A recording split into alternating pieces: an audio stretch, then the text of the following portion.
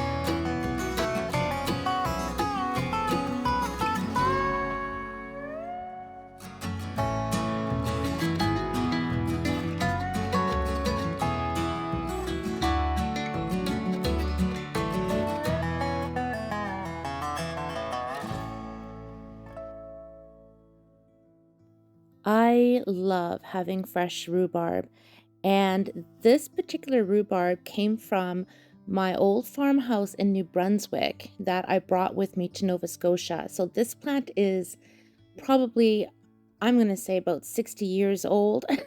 So I have since planted new rhubarb, but it's a smaller stalk, but it's a beautiful variation of rhubarb. I don't know which kind it is, but it's always delicious. So I'm just cleaning it up. I only needed 2 cups worth. So I'm just making sure it's clean and I'm chopping it into tiny little pieces. You can cut your rhubarb as big or as small as you like, but I'm going to cut them more on the smaller side. And of course, they're going to shrink as they bake in the oven. So once I've got my rhubarb all chopped up, I'm going to measure it into 2 cups. This scone recipe, by the way, works beautifully without anything added.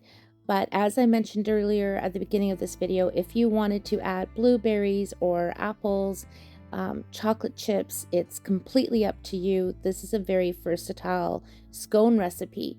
Now, I was on the hunt for the perfect scone recipe years and years ago after visiting family in the States, and we went through a drive-through coffee stand and I ordered a rhubarb scone and it was drizzled with white chocolate and it was fantastic, out of this world.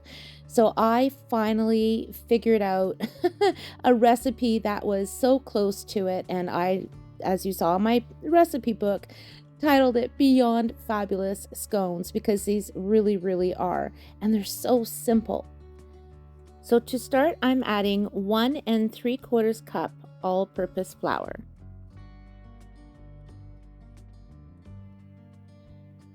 Next, I'm adding 1/4 cup of sugar.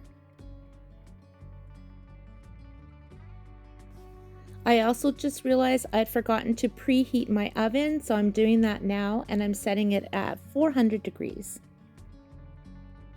Back to my dry ingredients. You want to add 4 teaspoons of baking powder.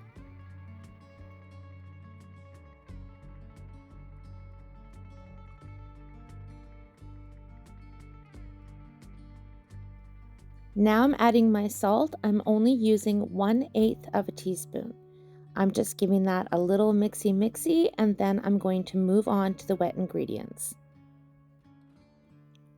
Now in a separate bowl, I'm going to combine my wet ingredients, which is 1 egg, half a cup of milk, and 1/4 cup of sour cream. Now, I'm showing you a tablespoon of milk, and the tablespoon of milk is actually for brushing on the tops of the scones before you bake them, which we'll come to that. But in actual fact, and I didn't get it on the film, but you want to add half a cup of milk. And 1/4 cup of sour cream is one of the secrets to making these scones so moist. If you have watched my banana loaf bread recipe, you'll see that I also use sour cream in that, and it just keeps the bread and these scones so incredibly moist. I also add 1 capful of vanilla, which is approximately 1 teaspoon. You can do that before you mix everything up. I just forgot, but you'll see me adding it in a second.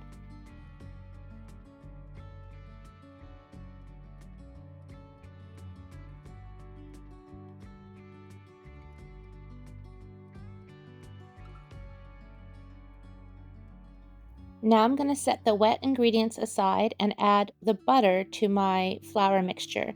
This is 5 tablespoons. I like to weigh it, which is approximately 70 grams. So now I'm using a little hack. You can use a pastry blender, but I just use a cheese grater just to blend my butter into my flour. And you can see I'm tossing my butter in the flour so that I can get it grated pretty quickly without it becoming sticky with the warmth from my hands. You want to try to keep your butter cold. So I work really quickly and just keep tossing the chunks of butter in the flour and then just get it fully grated. And it just is so quick and easy to do it this way.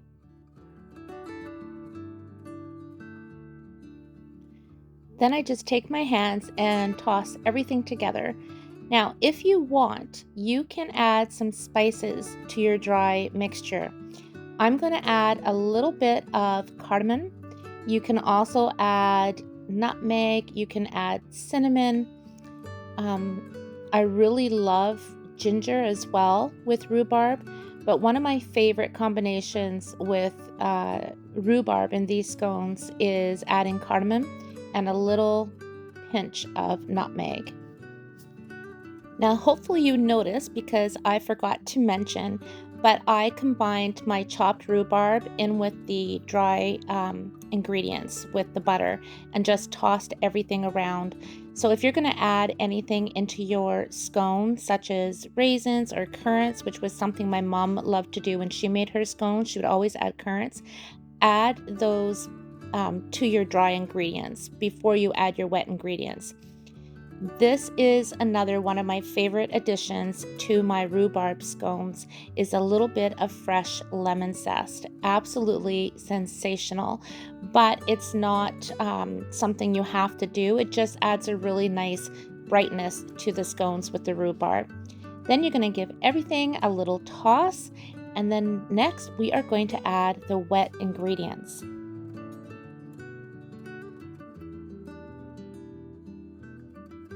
Now here's one of the secrets in making light, flaky, fluffy, delicious scones that are not tough. And that secret is you do not want to overmix and you don't want to over knead. So it's really important that you don't stir the heck out of your ingredients. You want to get everything fully combined. And sometimes if my batter is a little bit more on the wet side, instead of constantly stirring it, I will just add a little extra flour to my countertop and then just incorporate it all together as I'm shaping my scones. Sometimes my scone batter is wetter than this, simply because I may have added a little bit extra sour cream, or maybe I added a little bit extra milk. Either way, as long as you don't overmix, these scones are going to turn out amazingly. Is amazingly even a word? Well, it is today. Anyways, next up, I'm going to form this into a ball and lightly knead it. I'm not going to overwork it. That is really, really the key. And if you overwork it, that's when you're going to get a very dense, tough end product versus it just being really light and flaky and fluffy and delicious. So you can do a couple things here. You can roll out your dough and keep it in the shape of a circle and lightly score it with a knife to make like your pie wedge type shapes. Or you can use a cookie cutter and you could cut it into circles as if you were making biscuits. Or you could just cut it into triangle shapes, pull them apart, and put them on your baking sheet. So there's no right or wrong. Sometimes I don't even use a rolling pin. Sometimes I'll just use my hands to pat it down so it's all even. It's a really lovely dough to work with, and it's completely up to you how thick you want your scones to be. So since I have filmed this, I have made a couple more batches because it's rhubarb season and I love these scones so much. And I actually made them double the thickness what I'm showing you here today. So of course you're going to get less scones versus if you made them maybe thinner and cut them smaller. So it's completely up to you. The other thing you want to keep in mind is depending on how thick you cut your scones is going to change the length of the baking time. So when I cut these into thinner pieces, I guess, I only bake them for about 10-15 minutes until they're golden, and you're just going to keep an eye on them. But when you cut them so that they're thicker pieces, it is going to take probably closer to 20 minutes. So just keep that in mind when you're baking them. So I'm just putting them on my stoneware pan and spacing them apart. Again, if you wanted to just do one full circle and just put the score marks in and bake it like that, you can absolutely do that. And it's a beautiful way to present them for a nice brunch.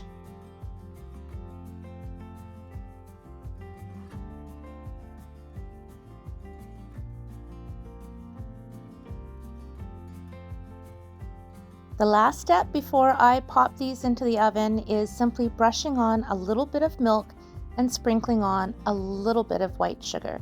This is completely optional, but it's something I love to do when I'm making these scones, whether I'm adding rhubarb or raisins or apples or chocolate chips. It just adds a really lovely finishing touch to the scones. If you were going to drizzle on a little bit of chocolate, I don't know that I would add the sugar on top, but that's a completely personal choice. You can absolutely do that if you wish to. This scone recipe is also delicious just on its own without any additions at all, and they are lovely served with homemade jams and jellies. Now I'm going to set the timer for 10 minutes and I'll keep checking on them. But they did end up taking about 15 minutes just because they were a little bit on the thicker side. So while they're baking, I'm transferring my recipe into my new cookbook because, as you may have noticed earlier, my other cookbook, which I've been using for years and years, is falling apart.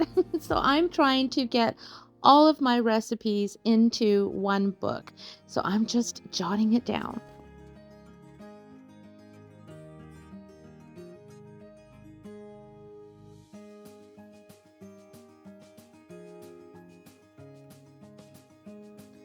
The scones are ready. Look how beautiful and golden brown they are. They are baked to perfection. And look at all those little bits of rhubarb. Oh my goodness, these are such a treat. Now, you may be wondering if you could use frozen rhubarb or frozen blueberries, frozen fruit. You can. I prefer using the fresh, but if you're using frozen fruit, especially if you're using something like frozen blueberries, then instead of adding those blueberries, for instance, to your dry ingredients, I would wait until the wet and the dry are incorporated and add them at the last minute, because if you over stir them, you're going to end up getting blue scones. So if you're using frozen fruit, I would definitely stir them in at the last minute before you start kneading and cutting your scones and putting them on your baking sheets. So of course, I need to make a cup of tea to enjoy with my rhubarb scone. And I am so excited for you to try these scones. I hope you leave a comment down below if you do and let me know what you think, or if you have a different variation, if you tried something different other than rhubarb in your scones, or if you just tried them plain. I'd love to know what you think, because these are absolutely beyond fabulous. And as you can see, they are very light, very, very tender, and so flaky and delicious. You can have them as is. You could, like I mentioned, add some jam and jelly. You could put a little teeny bit of butter if you wish. I know you're going to enjoy them. So thank you so much for watching. Until next time, my friends, take care, and remember, life is short, so make the most of that dash in between.